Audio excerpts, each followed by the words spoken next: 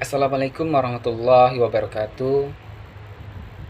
Alhamdulillah, puji syukur marilah kita panjatkan kepada Allah Subhanahu wa taala yang telah melimpahkan rahmatnya kepada kita semua, baik itu rahmat iman, rahmat kesehatan, dan rahmat lainnya, sehingga kita dapat melaksanakan aktivitas-aktivitas seperti biasanya.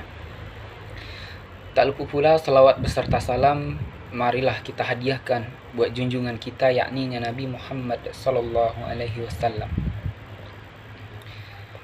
Yang terhormat kepada Bapak Dr. Mukhlis SHMH selaku dosen pengampu, dan yang saya hormati kepada teman-teman yang dirahmati oleh Allah Subhanahu wa taala. Perkenalkan, nama saya Dafrin Aldi, NIM 2005101163.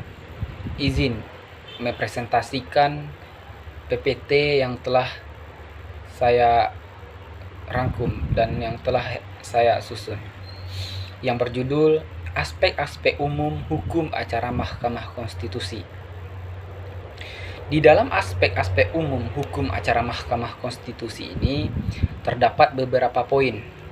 Yang pertama yaitu isi permohonan, yang kedua alur pendaftaran permohonan, yang ketiga adapun permohonan online, yang keempat penggabungan perkara, yang kelima beban pembuktian, yang keenam tata cara sidang dan tata tertib persidangan, yang ketujuh alat bukti, yang kedelapan jenis dan sifat persidangan, yang kesembilan persidangan jarak jauh, yang kesepuluh pengucapan putusan.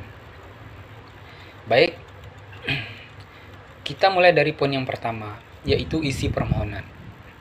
Di dalam mengajukan sebuah permohonan, ada beberapa hal ataupun ada beberapa syarat yang harus kita penuhi. Yang pertama yaitu adanya nama dan alamat pemohon. Yang kedua alat bukti. Yang ketiga dasar permohonan ataupun petitum. Yang keempat, permohonan yang diajukan harus dalam bentuk tertulis dan menggunakan bahasa Indonesia, serta memiliki tanda tangan pemohon atau kuasanya yang berjumlah 12 rangkap. Kemudian, perkara yang dimohonkan terkait dengan wewenang Mahkamah Konstitusi. Jadi, jika permohonan yang diajukan tidak terkait dengan wewenang Mahkamah Konstitusi, maka permohonan tersebut tidak dapat diajukan. Dan kemudian hal yang diminta untuk diputuskan. Jadi di sini harus jelas hal-hal apa saja yang diminta untuk diputuskan. Poin berikutnya yaitu alur pendaftaran permohonan. Sama-sama kita ketahui bahwasanya dalam mengajukan sebuah permohonan, file ataupun berkas dari pemohon yaitu diserahkan kepada panitera, baik itu dalam bentuk hard copy dan soft copy. Kemudian apabila permohonan tersebut telah diajukan kepada panitera, langkah selanjutnya yaitu pemeriksaan kelengkapan.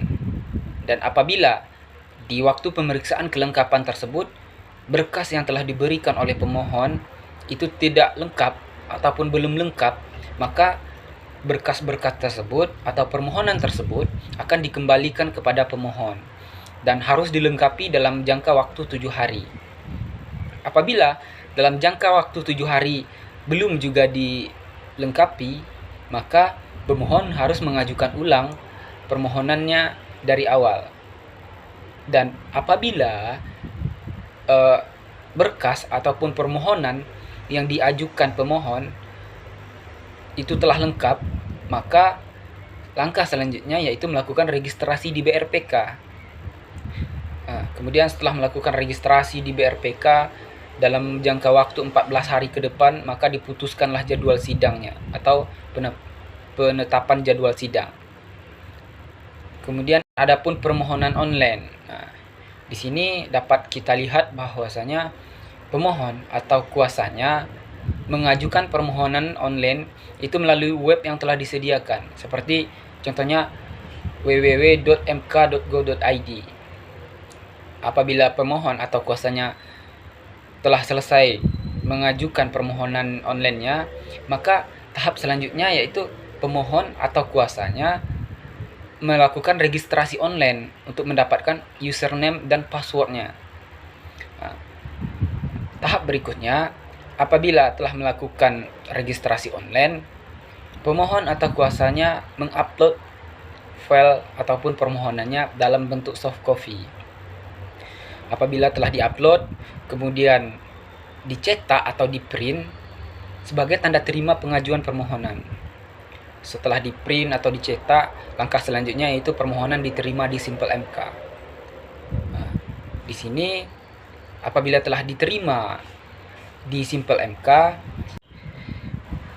tahap selanjutnya dari permohonan diterima di Simpel MK, kemudian Peranata Peradilan Registrasi Perkara menerima dan menyampaikan konfirmasi kepada pemohon dalam 1 hari setelah permohonan masuk dalam Simpel MK.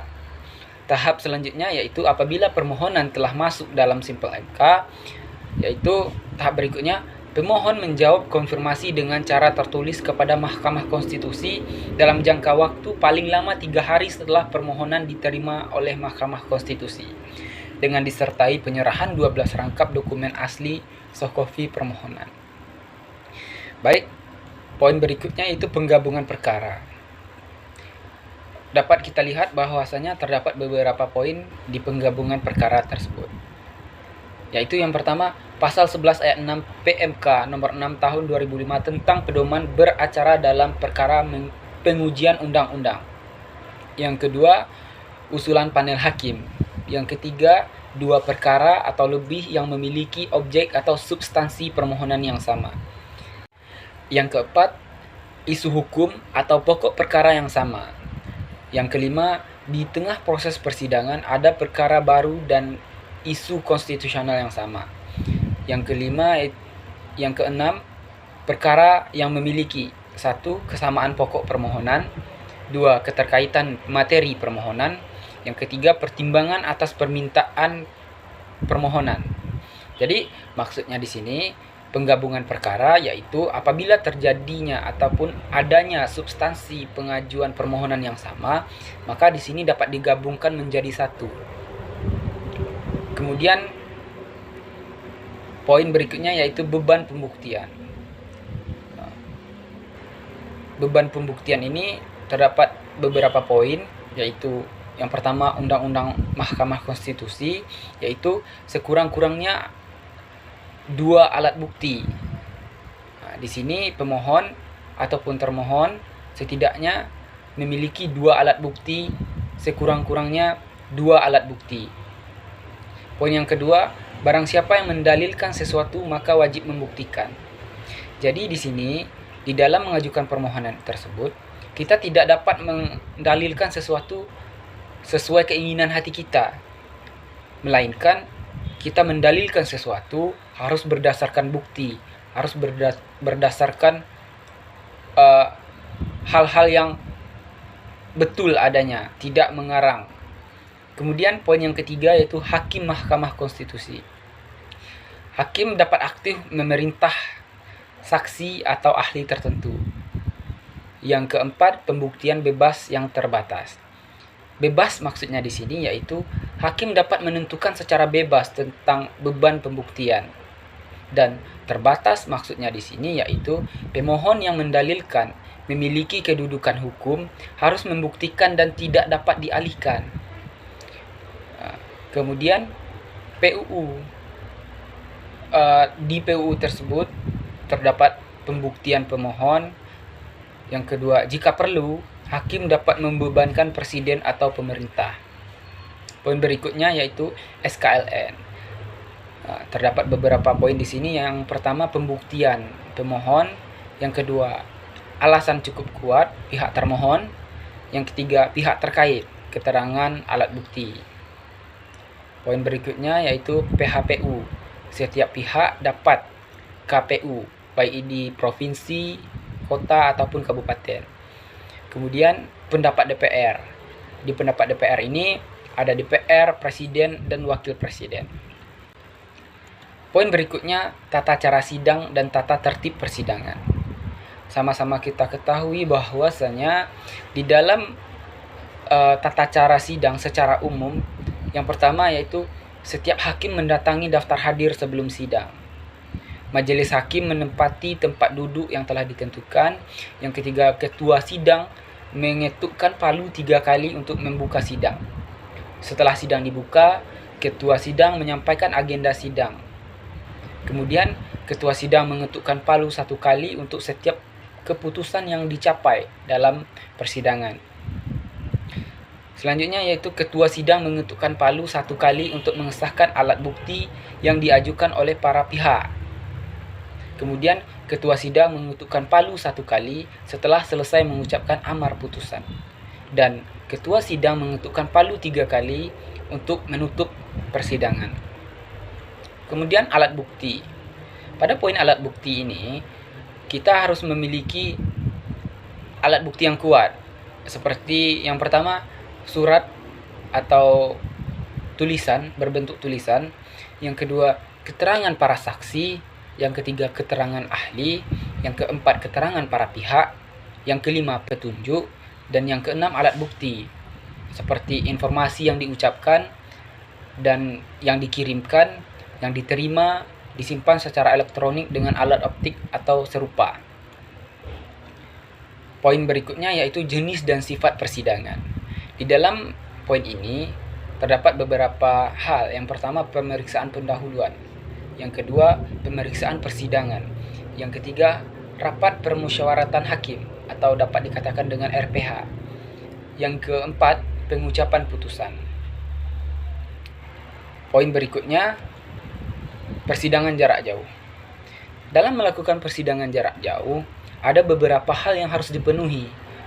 Ada beberapa syarat yang harus dipatuhi dan harus dipenuhi. Yang pertama, identitas yang hendak diperiksa dan didengar keterangannya.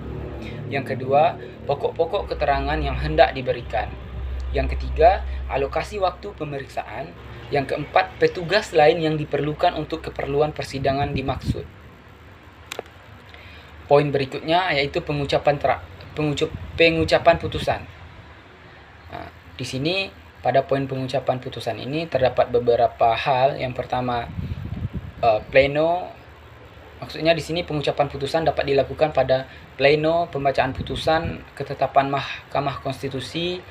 Yang keempat, perbedaan pendapat atau dissenting opinion. Yang kelima, alasan berbeda atau concurring opinion. Baik, mungkin hanya itu saja yang dapat saya sampaikan.